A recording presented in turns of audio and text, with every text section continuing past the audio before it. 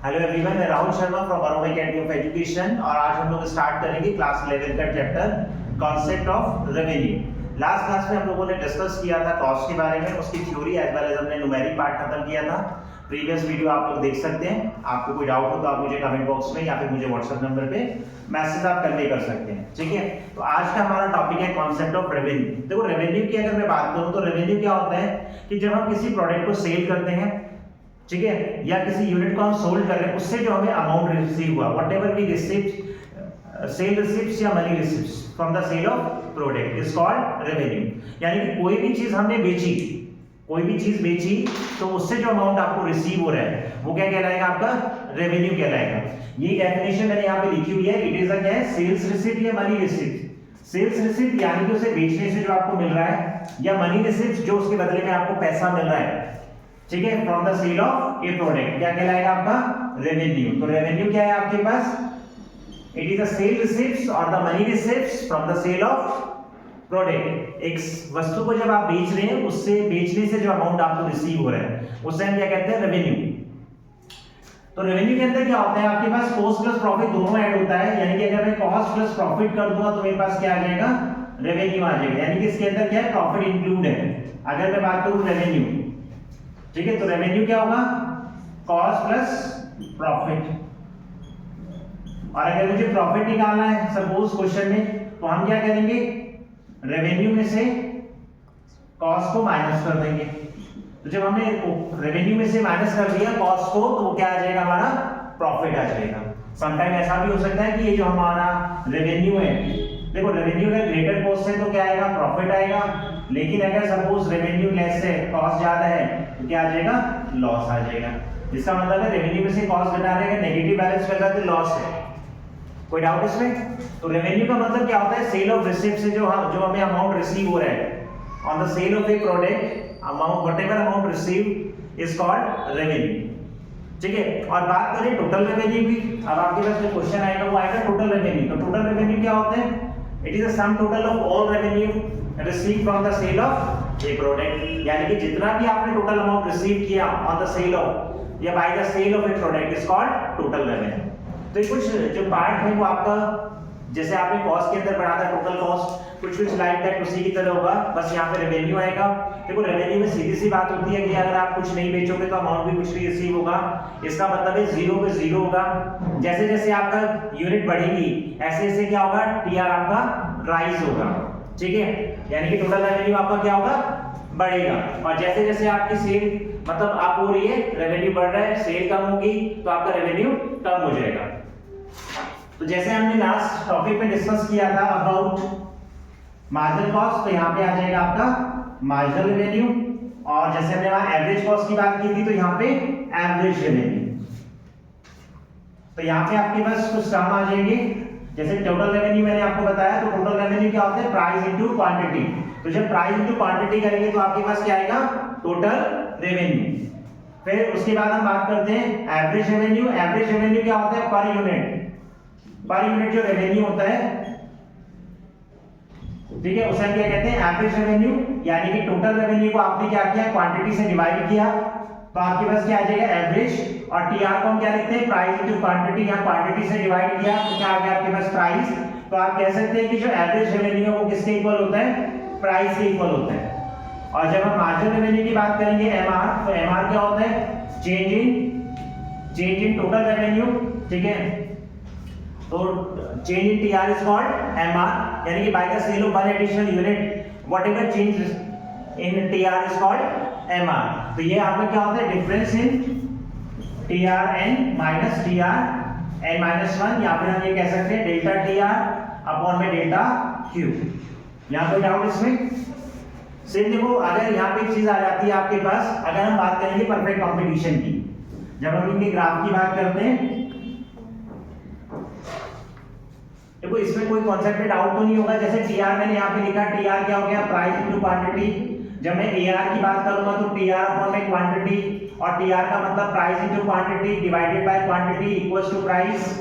And जब मैं marginal revenue की बात करूंगा तो मार्जिनल रेवेन्यू क्या आ जाएगा? डेल्टा टीआर अपॉन में डेल्टा क्यू, या फिर मैं कहता हूं कि TR N minus TR n-1, ठीक है। अब जब हम इनकी शेप की बात करेंगे तो शेप हम बात करेंगे व्हेन AR इज कांस्टेंट और when AR is not constant, तब हम इसकी शेप की बात करेंगे। AR कांस्टेंट कब होता है? परफेक्ट कंपटीशन में। आगे अभी हम एक टॉपिक पढ़ेंगे मार्केट का जिसमें बात करेंगे परफेक्ट कंपटीशन। परफेक्ट कंपटीशन में क्या होता है, यानी कि ये वो मार्केट होती है is the part of market, और ये वो मार्केट है जहां पे लार्ज नंबर ऑफ बायर है, लार्ज नंबर ऑफ सेलर है, price is determined by the demand and supply force of the market. तो यहाँ पे जो प्राइस डिटरमिनेशन होता है बाय द मार्केट होते हैं, तो इस मार्केट के अंदर आपका AR क्या होता है? कांस्टेंट होता है। ठीक है, एक टेबल ले लेता हूं, उससे मैं शेप इसकी ले लेता हूं। फिर 1 2 3 4 5 यूनिट में ले लेता हूं 1 2 3 4 5, और जब मैं यहाँ पे AR की बात करूं, ठीक है, और AR और प्राइस क्या होते हैं? इक्वल होते हैं। तो AR कह लो या प्राइस कह लो एक ही बात है। अगर मैं कहता हूं AR 10 है तो यहाँ पे प्राइस भी क्या होगा? 10 आएगा। और इससे अगर मैं TR निकालता हूं तो TR क्या आ जाएगा आपके पास? AR और क्वांटिटी की मल्टीप्लाई, क्योंकि देखो TR क्या होता है आपके पास, सॉरी AR क्या होता है? TR अपॉन में क्वांटिटी क्या होता है? AR। तो अगर मैं TR निकालना है तो क्या करूंगा? AR की क्वांटिटी से मल्टीप्लाई कर दूंगा तो मेरे पास क्या आ जाएगा? TR आ जाएगा। तो AR इनटू क्वांटिटी कितना आ गया? 10 20 30 40 और 50। कोई डाउट इसमें? और सेम देखो अगर मैं यहाँ पे मार्जिनल रेवेन्यू निकालता हूँ तो देखो यहाँ तो क्वांटिटी अगर 0 है तो TR 0 आएगा, यानी कि 0 यूनिट पे 0, जब बेचेगी तो अमाउंट भी कुछ रिसीव नहीं होना है। अगर मैं यहाँ पे MR निकालता हूँ तो 10 - 0 10, 20 - 10 10, 30 - 10 10, 40 - 10 10, और यहाँ पे कितना आएगा? 10। तो सीधी सी बात है व्हेन AR इज कांस्टेंट, अभी हम सिचुएशन की बात कर रहे हैं when AR is constant, when AR is constant. और कांस्टेंट कहाँ होगा? परफेक्ट कंपटीशन में। तो आपसे क्वेश्चन आ जाएगा कि what is the shape of MR AR under perfect competition. तो जब परफेक्ट कंपटीशन की बात करेंगे यानी कि पूर्ण प्रतियोगिता की बात करेंगे तो यहाँ पर AR और MR क्या होंगे? इक्वल होंगे, या हम ये कह सकते हैं पैरेलल होंगे टू द एक्स एक्सिस। तो जब हम इसका ग्राफ बनाएंगे तो ग्राफ इसका समथिंग लाइक दैट आ जाएगा। अगर मैं यहाँ पे यूनिट लूं 1 2 3 4 5 1 2 3 4 5, और यहाँ पे हमारा वैल्यू ले लेते हैं क्योंकि TR 10 से लेके 50 तक है, तो 10 20 30 40 और 50। तो 1 पे कितना है? 10, 2 पे 20, 3 पे 30, 4 पे 40 और 5 पे 50। तो ये जो आपकी अपवर्ड शेप जा रही है वो किसकी जा रही है? TR की जा रही है। और जब हम इसके अंदर इसका बनाएंगे AR का, तो यहाँ क्वांटिटी ले लेते हैं, यहाँ पे AR और MR का हम ले लेते हैं। अब AR MR कितना है आपका? 10। सपोज मैं 10 यहाँ ले लेता हूँ, तो यहाँ 1 2 3 4 5, 1 पे भी 10 है, 2 पे भी 10 है, तो ये क्या आ जाएगा? Parallel to. तो AR इक्वल्स टू MR और MR इक्वल्स टू प्राइस। तो ये आपकी शेप बनेगी कब? जब AR आपका कांस्टेंट होगा। और कब बनेगी ये शेप? Under perfect competition. कोई डाउट इसमें? अब नेक्स्ट सिचुएशन आती है when AR is not constant. तो AR कांस्टेंट कब नहीं होगा? जब हम अदर मार्केट की बात करेंगे, चाहे वो ओलिगोपोली हो, चाहे आपका, या ये कह सकते हैं व्हेन इम्परफेक्ट कंपटीशन की हम बात करेंगे when AR is not constant. ठीक है, तो वहां पे हम इसकी शेप देख लेते हैं कि क्या शेप आएगी, क्योंकि यहाँ पे भी AR में MR में रिलेशन पूछ लेता है, तो शेप के अकॉर्डिंग आप यहाँ पे इसका आंसर देंगे। तो अभी हम सिचुएशन की बात कर रहे हैं when AR is not constant. When AR is not constant, तो यहाँ पे AR कांस्टेंट नहीं है, यानी कि AR फिक्स नहीं है। तब हम इसकी शेप की बात कर लेते हैं। यूनिट आ गई आपके पास 1 2 3 4, और यहाँ पे हम बात कर लेते हैं AR कितना? 10 9.5 9 और 8.5। अब यहाँ पे आपका AR कांस्टेंट नहीं है, AR क्या हो रहा है आपका? डिक्रीज हो रहा है स्लोली स्लोली। तो अब हम यहाँ से क्या निकाल लेते हैं? TR निकाल लेते हैं। देखो एक चीज ध्यान रखना, when AR is not constant तो प्राइस इक्वल नहीं है यहाँ पर, यहाँ AR अलग होगा, मतलब वैल्यू आपकी क्या हो जाएगी? यहाँ चेंज हो जाएगी एक तरह से। ठीक है, मतलब पहले तो क्या होता था? फिक्स आ रहा था, अभी आपने देखा होगा शेप इस तरह से आ रही थी, लेकिन अब यहाँ पे क्या है? AR कांस्टेंट नहीं है। देखो आएगा तो प्राइस से इक्वल ही ये भी AR, लेकिन शेप आपकी पैरेलल टू एक्स एक्सिस नहीं आनी है। अब यहाँ शेप इसकी चेंज हो जानी है। शेप कैसे चेंज हो जानी है? अगर आप यहाँ पे देखें, यहाँ पे क्या आ गया? TR 10, यहाँ मल्टीप्लाई करेंगे 19, यहाँ कितना? 27, और यहाँ कितना? 4 5 20, कितना आ गया? 2 32 और 2 34 34।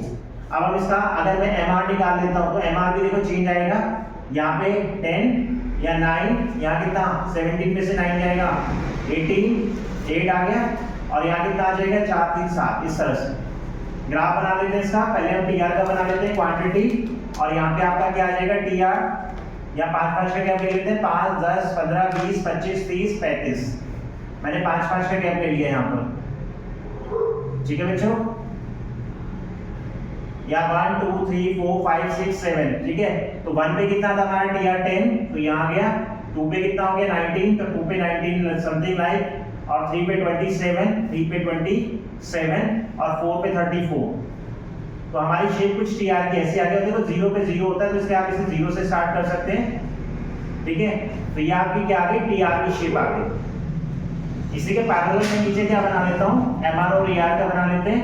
एमआर और एआर आपका कहाँ से 10 से 7 के बीच में आ रहा है, तो यहाँ पे हम शेप ले लेते हैं इसकी, 2 का गैप ले लेते हैं, 2 4 6 8 10।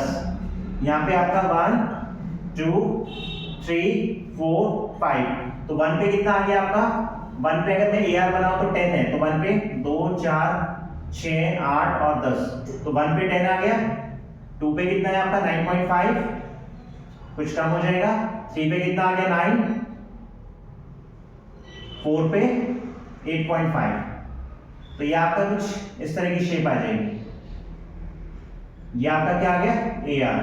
सेम हम इसका एमआर का बना लेते हैं। 1 पे कितना है आपका 10, फिर कितना आ गया 9, तो 9 का मतलब हल्का सा ऊपर जा रहा है, ठीक है।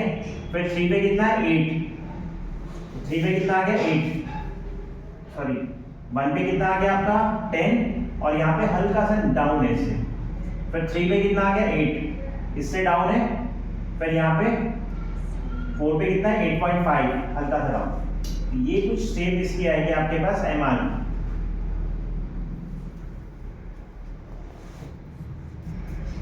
ये ऐसे स्ट्रेट लाइन आ जाएगा आपका, ठीक है। ये आपका एमआर आ जाएगा, ठीक है। मैं थोड़ा सा यहाँ पे बना देता हूँ किस तरह की शेप आएगी, यहाँ से क्लियर कर लेना। ये आपका एआर हो गया, और ये आपका एमआर हो गया। तो देखो यहाँ पे शेप अगर आप यहाँ ध्यान देंगे, तो अगर मैं रिलेशन की बात करूँ एआर और एमआर की, एआर एंड एमआर, ठीक है। एआर एमआर में क्या हो रहा है, देखो जब दोनों क्या हो रहे हैं, फॉल हो रहे हैं। अगर आप यहाँ देखें दोनों फॉल हो रहे हैं, तो फॉल जब हो रहे हैं तो एमआर क्या है, लेस देन एआर है। दोनों फॉल हो रहे हैं। यहाँ पे अगर आप देखें तो टीआर राइज हो रहे हैं, और एआर और एमआर क्या हो रहे हैं, दोनों फॉल हो रहे हैं। अब जब दोनों फॉल हो रहे हैं तो एमआर क्या है, इससे नीचे, ठीक है। एमआर लेस देन है एआर से। अब दूसरा रिलेशन आ जाता है कि एमआर क्या हो सकता है, 0 हो सकता है, ठीक है। और 0 कब होगा, when TR is maximum. TR का मैक्सिमम है तो एमआर क्या है, 0 है। बट क्या होगा, बट एआर क्या होगा, can not be, AR can not be 0। तो यहाँ पे एआर आपका 0 नहीं होगा। देखो एआर 0 तो तभी होगा जब टीआर 0 होगा, और नेगेटिव का तो कोई मतलब ही नहीं है। एमआर नेगेटिव हो सकता है बट एआर नेगेटिव नहीं हो सकता। और दोनों कहां से कैलकुलेट किए जा रहे हैं, with the help of TR. ये आपके पास इसमें रिलेशन आ जाएगी। यही आपके बुक में भी लिखा हुआ है कि MR can be 0 negative. Yes, आपसे एमसीक्यू में पूछ लेगा कि एमआर 0 नेगेटिव हो सकता है। यस, एमआर आपका 0 नेगेटिव हो सकता है।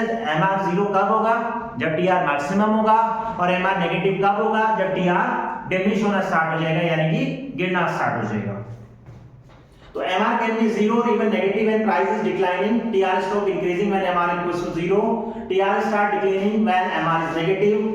And when MR is declining, less and less is added to TR for every additional unit of output. Accordingly, TR increase at a decreasing rate. ठीक है, कोई डाउट इसमें? तो ये आपका थ्योरी का पार्ट था जिसमें हमने बात करी थी, ठीक है। अभी हम बात करते हैं न्यूमेरिक पार्ट की। मैं एक या दो क्वेश्चन न्यूमेरिकल ले लेता हूँ, छोटा सा टॉपिक है। अच्छा देखो रिलेशनशिप की जब हम बात करेंगे रिलेशनशिप एआर और एमआर की, तो पहला देखो रिलेशन तो एआर, अगर देखो इफ एआर इज कांस्टेंट तो एमआर और एआर बराबर होंगे, जैसे मैंने पहला ग्राफ बनाया था, ठीक है। अगर एआर और एमआर कांस्टेंट नहीं है, तो अगर आप देखें यहाँ एआर डिमिनिश हो रहा है, तो यहाँ पे एआर क्या होगा, ग्रेटर देन एमआर।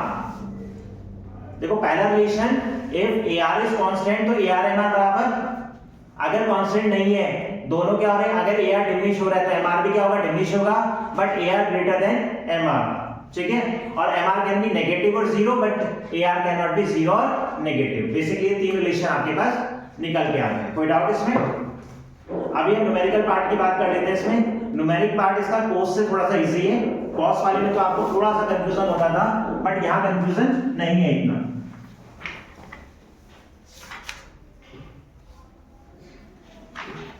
बेसिकली फॉर्मूले जो मैंने अभी लिखे थे वही यहाँ पे यूज होंगे। एक क्वेश्चन मैं ले लेता हूँ, दो क्वेश्चन ले लेता हूँ, एक मैं मिसिंग का ले लेता हूँ और एक नॉर्मल क्वेश्चन ले लेते हैं। जैसे आपको यूनिट सोल्ड दे दी है 5 4 3, प्राइस आपको दे दिया है 6 7 8 और आपको यहाँ निकालना है टीआर और एक एमआर। एक क्वेश्चन और ले लेता हूँ मैं मिसिंग वाला। यूनिट आपको दे रखी है 1 2 3 4 और एआर आपको दे रखा है डैश डैश 11 और डैश और एमआर 15 डैश डैश 3। उसके बाद टीआर डैश 26 डैश डैश। ठीक है, इसे कंप्लीट कर लेते हैं। 26 ये क्वेश्चन है। ठीक है, कोई डाउट इसमें? अब इसे कंटिन्यू कर लेते हैं। पहले इस क्वेश्चन की हम बात करते हैं। यहाँ पर देखो आपको टीआर निकालना है, तो यहाँ पे टीआर आपका क्या होगा, प्राइस इनटू क्वांटिटी। तो 5 × 6 कितना हो जाएगा आपके पास 30, 4 × 7 28 और 3 × 8 कितना हो जाएगा 24। अब देखो बच्चे इसमें क्या गलती करते हैं, जब हम इसमें अगर आप देखें तो यहाँ पे क्वांटिटी क्या हो रही है आपकी, डिक्रीज हो रही है। तो हम क्या करते हैं, पहले वाले में से सबट्रैक्ट करते हैं। तो कहने का मतलब पहले वाला आपका ये हुआ। देखो इससे पहले हमें कुछ नहीं पता, तो हम 24 से लेके चलेंगे। ठीक है, 24 में से 28 जाएगा, कितना बचेगा, या फिर आप इसे रिवर्स करके लिख दो तो ज्यादा बेटर है। मतलब आप इसे इस तरह से लिख दो, क्वांटिटी क्या होगी 3 4 5, उसके सामने प्राइस की बात करें तो कितना हो गया 8 7 6 और यहाँ अकॉर्डिंगली टीआर कितना आ गया 24 28 और 30। अब यहाँ एमआर निकालेंगे तो यहाँ 24 लिख दे रहा हूँ, वैसे तो यहाँ डैश भी लिख सकते हो आप, क्योंकि 2 यूनिट पे कुछ ना कुछ इसकी वैल्यू होगी। ठीक है, ऐसा तो नहीं कुछ वैल्यू नहीं होगी। तो यहाँ पे हम एमआर को क्या करते हैं, ब्लैंक छोड़ दे रहे हैं। 28 में से ये गया 4 और यहाँ गया कितना आ गया 2 आ गया। ये ब्लैंक मैंने इसलिए छोड़ा है क्योंकि हो सकता है यहाँ पे 2 यूनिट होगी और 2 यूनिट पे कुछ ना कुछ टीआर आया होगा, तो हमें नहीं पता उसकी वैल्यू क्या है, इसलिए मैंने यहाँ डैश छोड़ा है। नेक्स्ट मिसिंग वाला देख लेते हैं। ये मिसिंग वाले में क्या करना था, मैंने जैसे लास्ट वीडियो में भी बताया था कि हम रो वाइज कंप्लीट करते हुए चलेंगे। जैसे अगर मैं इस फर्स्ट रो की बात करूं तो यहाँ पे आपके पास क्या दे रखा है, एमआर दे रखा है और एमआर कैसे 1 है। देखो 1 है यानी कि इससे पहले 0 होगा और 0 पे टीआर 0 ही हुआ होगा। तो ये 15 कैसे आएगा, इसमें से ये माइनस करने पे इसका मतलब यहाँ 15 ही था। 15 में से 0 घटाया तभी तो 15 आया और 15 को जब मैं 1 से डिवाइड करूंगा तो एआर कितना आएगा मेरे पास 15। First row complete. सेकंड पे आ जाते हैं, टीआर हमारा कितना है 26 में 15 घटाएंगे तो ये वैल्यू आ जाएगी कितना 11 और 26 को जब 2 से डिवाइड करेंगे तो ये वैल्यू आ जाएगी कितना 30। डाउट्स? फिर थर्ड पे आ जाते हैं हम, यहाँ पे एआर दे रखा है, एआर की और इसकी क्वांटिटी की मल्टीप्लाई करेंगे तो टीआर आ जाएगा 33 और 33 में से जब 26 माइनस करूंगा तो ये आ जाएगा 13 में से 6 जाएगा 7। फिर ये कैसे आएगा, इसमें से जब हम इससे माइनस करेंगे तो कितना आ जाएगा 36 और 36 को जब 4 से डिवाइड करेंगे तो कितना आ जाएगा 9। कोई डाउट इसमें? ठीक है, तो रेवेन्यू चैप्टर के अंदर यही था, छोटा सा चैप्टर है। तो कॉस्ट रेवेन्यू आप अच्छे से खत्म करना। कोई डाउट हो तो आप मेरे से पूछ सकते हैं। मैं राहुल शर्मा, नेक्स्ट क्लास में मिलेंगे। नेक्स्ट मार्केट हम लोग स्टार्ट करेंगे या कोई एनी अदर टॉपिक। अगर आप लोगों की कोई चॉइस हो तो आप लोग वो मुझे मेंशन कर सकते हैं। तब तक के लिए धन्यवाद, थैंक यू।